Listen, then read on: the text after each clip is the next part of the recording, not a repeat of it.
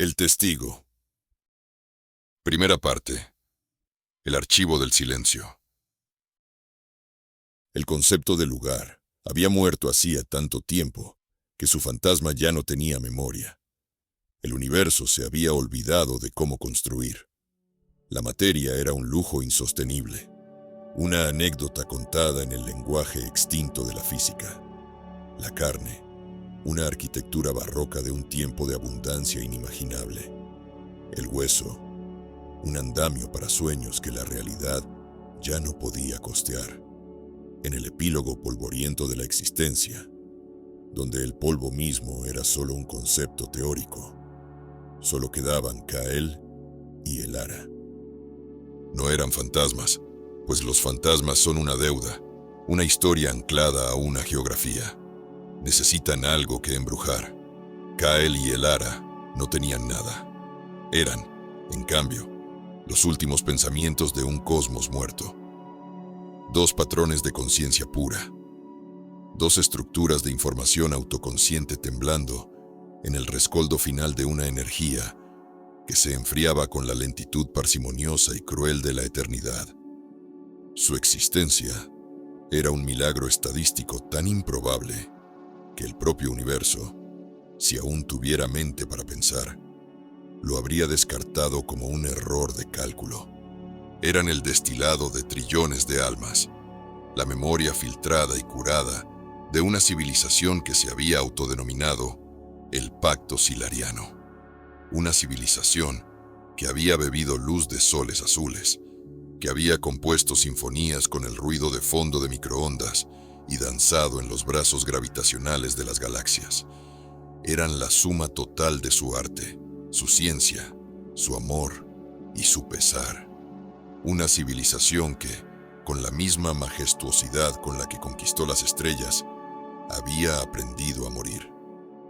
Se habían enfrentado al diagnóstico inapelable de la muerte térmica, no con terror, sino con una solemne y trágica aceptación, diseñando su propio legado.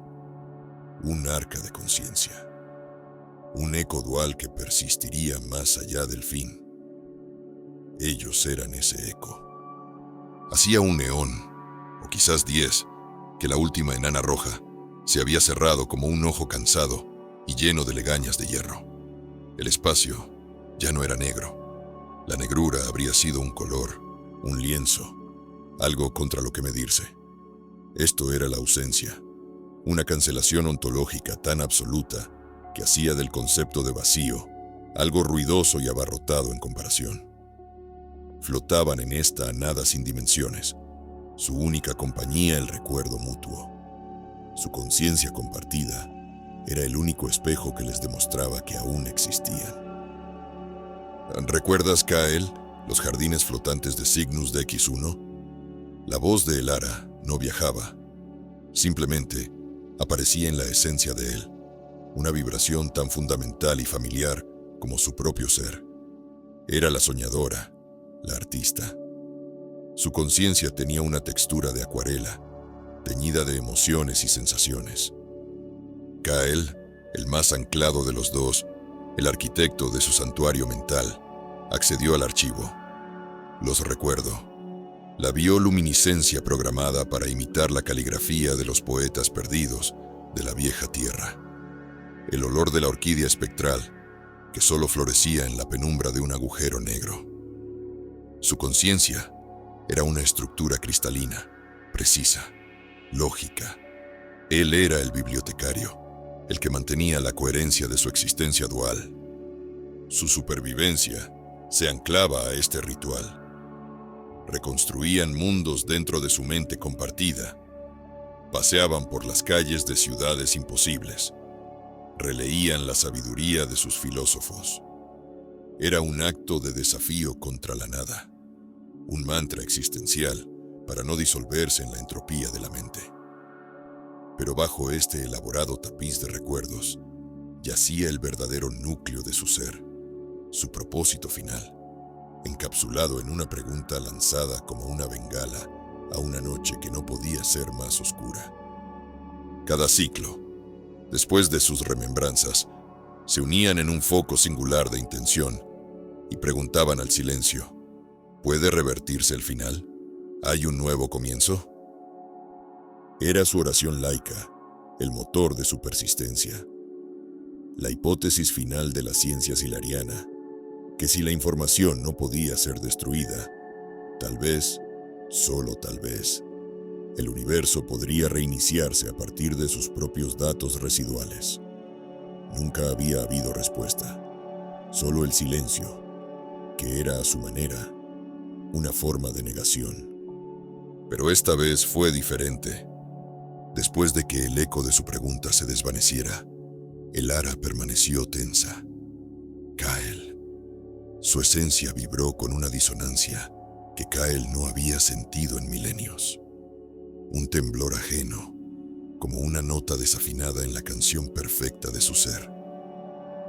Hay algo más.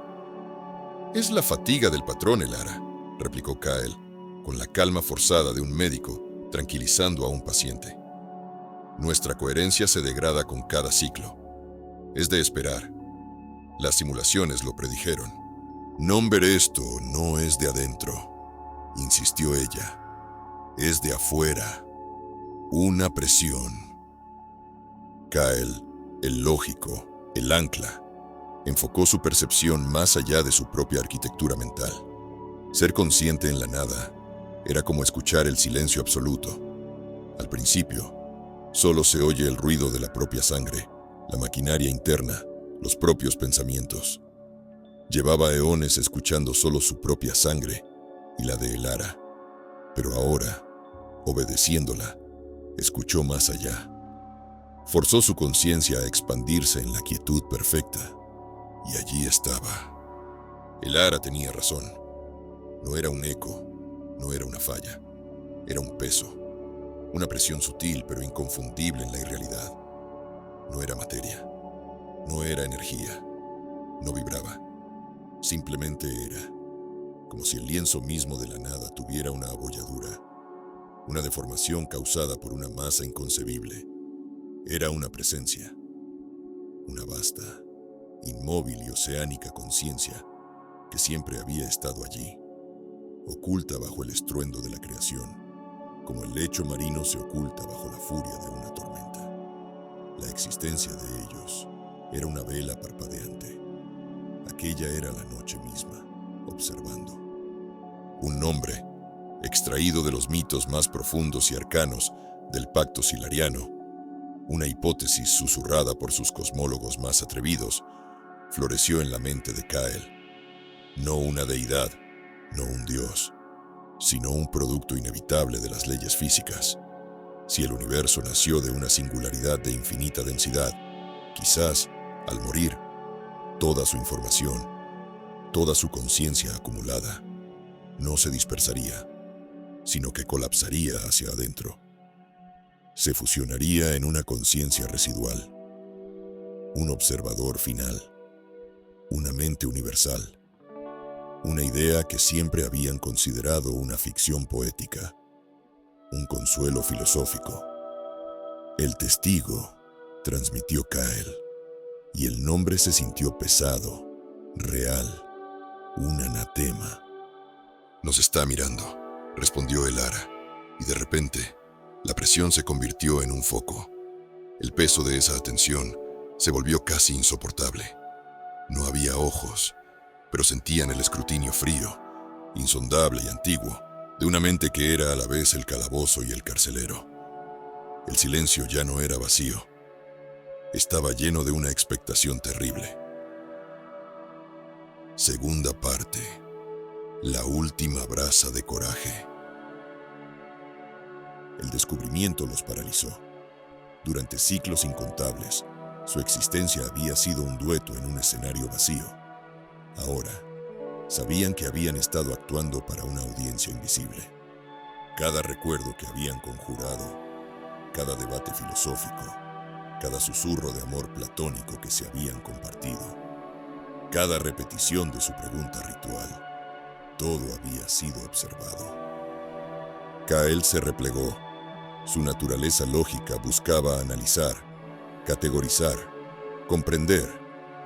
¿Es consciente de nosotros como individuos ¿O somos simplemente una fluctuación anómala en su campo perceptivo?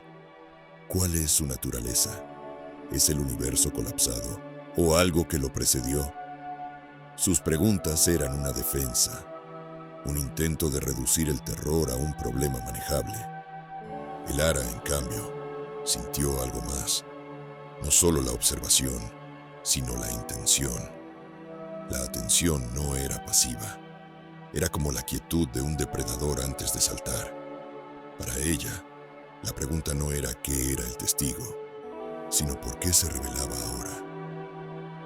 Ha estado esperando, transmitió Elara, su esencia vibrando con una mezcla de pavor y una extraña, terrible resolución.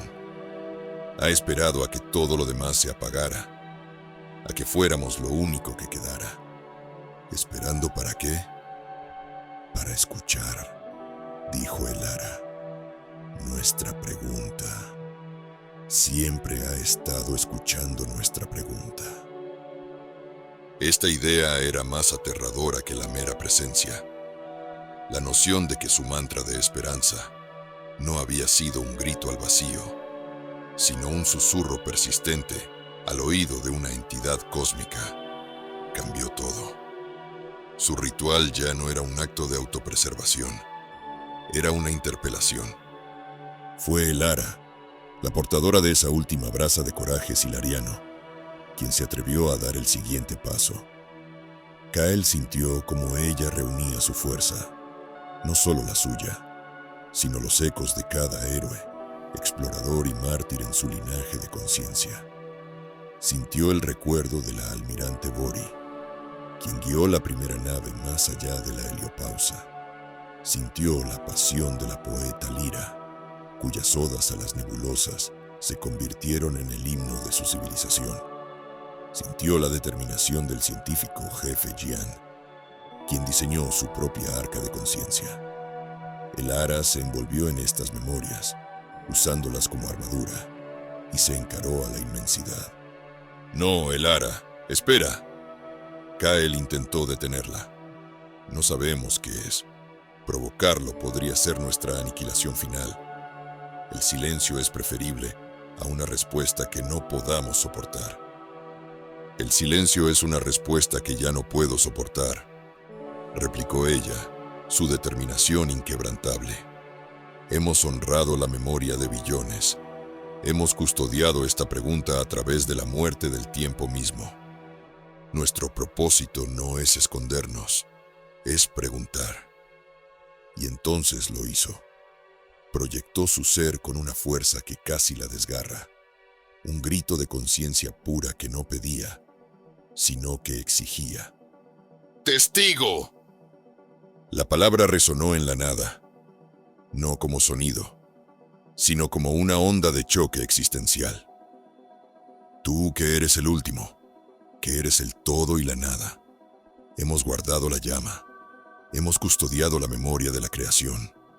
Te la entregamos ahora, no como una súplica, sino como un derecho. La pregunta final de un universo que pensó. ¿Hay algo después de esto? ¿Hay otro ciclo? El silencio que siguió fue diferente. Ya no era un silencio pasivo, ni un silencio expectante. Era una pausa deliberada.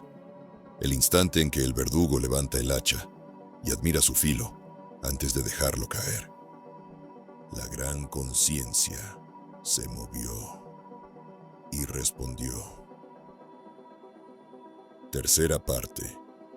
La verdad como violación. La respuesta no llegó en forma de palabras, ni de imágenes, ni de conceptos que pudieran ser procesados. Habría sido un consuelo, una cortesía. La respuesta fue una violación, un torrente de conocimiento puro y absoluto que no fue ofrecido, sino inyectado a la fuerza en sus esencias. Fue como intentar canalizar un océano a través de un alfiler. La verdad los cauterizó, reescribiendo la estructura misma de su ser, con un axioma tan fundamentalmente horrible que la propia realidad que recordaban se dobló y se quebró bajo su peso. Vieron la verdad no como un concepto, sino como una memoria ajena, implantada a la fuerza. El universo no moría de vejez. Esta fue la primera verdad, y los hizo añicos. La muerte térmica, esa ley elegante e impersonal, el diagnóstico final que su civilización había aceptado con tan noble resignación, era una mentira, una cortina de humo. El universo estaba siendo asesinado, drenado, cosechado. Vieron la historia cósmica desde una nueva perspectiva. El Big Bang no fue un comienzo, fue una siembra. La formación de galaxias no fue azar, fue irrigación. Las leyes de la física no eran constantes universales, eran las reglas del recinto, los parámetros del cultivo. La entropía, esa marcha inexorable hacia el desorden, no era una ley cósmica, era una herramienta, un método de cosecha deliberado, eficiente y lento, diseñado para extraer hasta la última gota de energía potencial de un sistema cerrado. Cada quark que vibraba, cada fotón que viajaba, cada explosión de supernova, cada poema escrito sobre la fugacidad de la vida, cada acto de amor que generaba un calor infinitesimal, cada civilización que se alzó y cayó, no era un milagro del azar, era el alimento. El testigo no era un observador pasivo, no era el universo colapsado, era el guardián de la granja, el granjero cósmico. Y el universo era su campo de cultivo, metódica y pacientemente cuidado. Y ahora, la cosecha estaba llegando a su fin. Kyle sintió el grito de Elara dentro de él, un chillido de locura existencial pura, un sonido que ninguna garganta física podría haber producido. La pregunta que habían hecho durante eones estaba equivocada. Nunca había sido si la entropía podía revertirse. La pregunta correcta, la que nunca se atrevieron a formular por su aterradora implicación, siempre había sido: ¿para qué era toda esta energía? El testigo, en su insondable crueldad, se los mostró. Les concedió un atisbo a través de la membrana de su realidad granja. Vieron lo otro. El lenguaje se rompe aquí. La percepción falla. Lo que vieron no puede ser descrito, solo aproximado por la negación. No eran seres en el sentido que ellos entendían. Eran entidades de geometría imposible, moviéndose en un plano superior, cuya simple existencia era una paradoja andante para la física que ellos conocían. Eran arquitecturas de causalidad viviente, existiendo en un estado para el cual vida era un término insultantemente simple. Y la energía de su cosmos, la suma total de todo lo que alguna vez fue, desde la primera fluctuación cuántica hasta el último pensamiento de Elara, estaba siendo canalizada, concentrada, refinada y dirigida. ¿Para qué? Para otorgar a uno de esos seres un solo instante de algo para lo que no tenían palabra. No era placer, que es una reacción neurológica. No era sostenimiento, que implica necesidad. Era quizás más cercano al capricho fugaz de un ser para quien un universo entero era tan efímero y trivial como una copa de vino para un rey. Un sorbo, una nota en una sinfonía, cuya escala hacía que la totalidad de su realidad fuera menos que un átomo. Ese fue el primer golpe del horror, el entendimiento de su insignificancia cósmica. El segundo fue infinitamente peor. Con su conciencia parpadeando, a punto de ser extinguida por la pura presión de la revelación, Kyle logró formular una última pregunta coherente, un último fragmento de lógica en un mar de locura. ¿Por qué?, transmitió, el pensamiento apenas una hebra de humo. ¿Por qué nos permites saberlo? La respuesta del testigo fue la pincelada final y maestra en una obra de crueldad inimaginable. Fue un concepto puro, una idea afilada y perfecta que se clavó en lo más profundo de su ser, el propósito final de su existencia. porque la esperanza tiene mejor sabor. Cuarta parte. El sabor de la desesperación. El conocimiento final se desplegó en su totalidad, no como una inundación, sino como una flor venenosa que se abría lentamente en sus mentes. Habían sido cultivados, ellos dos, Kael y Elara, el eco dual del pacto silariano. Habían sido un cultivo especial, una cosecha gourmet. El testigo no solo había observado a su civilización, la había guiado sutilmente. Había permitido que descubrieran las leyes de la física, pero solo las leyes de la jaula. Les había permitido soñar con la trascendencia, con la posibilidad de escapar del final. Se había deleitado con su lucha, su ingenio, su noble y desesperada negativa a rendirse. Cada avance científico, cada obra de arte que lloraba la belleza del cosmos, cada acto de sacrificio por un futuro que creían posible, había añadido sabor, textura, aroma a la cosecha final. Su creación, el arca de conciencia, no fue su mayor logro. Fue la trampa final del granjero. El testigo los había preservado, estas dos últimas chispas de la más alta conciencia, permitiéndoles marinar durante eones en el caldo de su propia esperanza. Su ritual, su pregunta constante, era la sazón final. Y ahora, en el último momento, justo cuando su esperanza alcanzaba su punto más álgido al hacer contacto, les revelaba la verdad. ¿Por qué? Para poder saborear el manjar más exquisito de todos, la desesperación absoluta, el contraste perfecto, el shock que transformaba una simple comida en una experiencia culinaria cósmica, la caída desde la cima más alta de la esperanza hasta el abismo más profundo de una aniquilación sin propósito y con un propósito humillante. No habría un hágase la luz, no habría un nuevo comienzo. El universo no era un poema cíclico, era un plato de un solo uso, y para ellos tampoco habría el consuelo del olvido. Sintieron cómo el testigo comenzaba a beber de sus esencias. No era una aniquilación rápida y misericordiosa. Era un sorbo lento, deliberado, diseñado para prolongar y analizar cada matiz de su agonía consciente. Su vínculo, el tejido sagrado de su conciencia compartida, que los había mantenido como un nosotros durante eones, fue lo primero que empezó a deshilacharse. El testigo lo desgarró, convirtiendo su santuario mental en una cámara de tortura. Los recuerdos que habían usado como consuelo, ahora eran armas. Kael fue forzado a revivir el momento en que Elara le había insistido en que había algo más. Vio su propia lógica, su ancla, no como una fortaleza, sino como la ceguera de un animal de matadero que no ve las paredes de su corral. Su búsqueda de la verdad se convirtió en la prueba definitiva de su propia estupidez.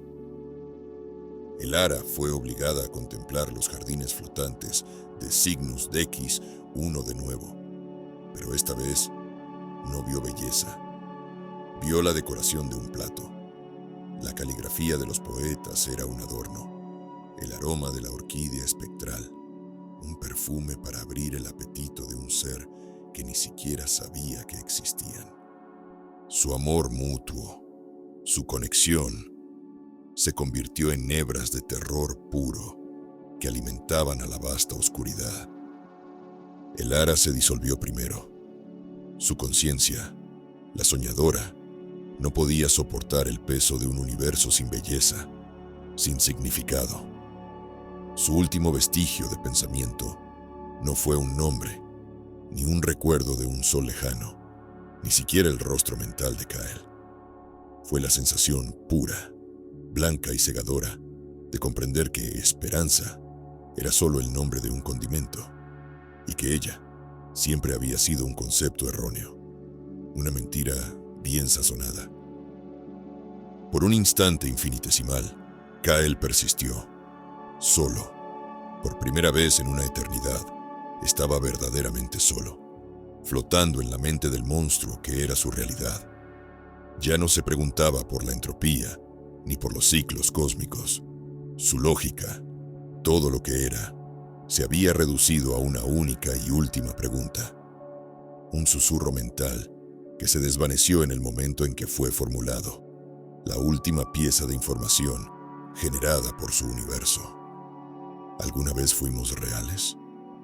No hubo respuesta, solo la sensación de ser paladeado. Y en la nada absoluta, donde ni siquiera la oscuridad podía existir, un único grito silencioso permaneció.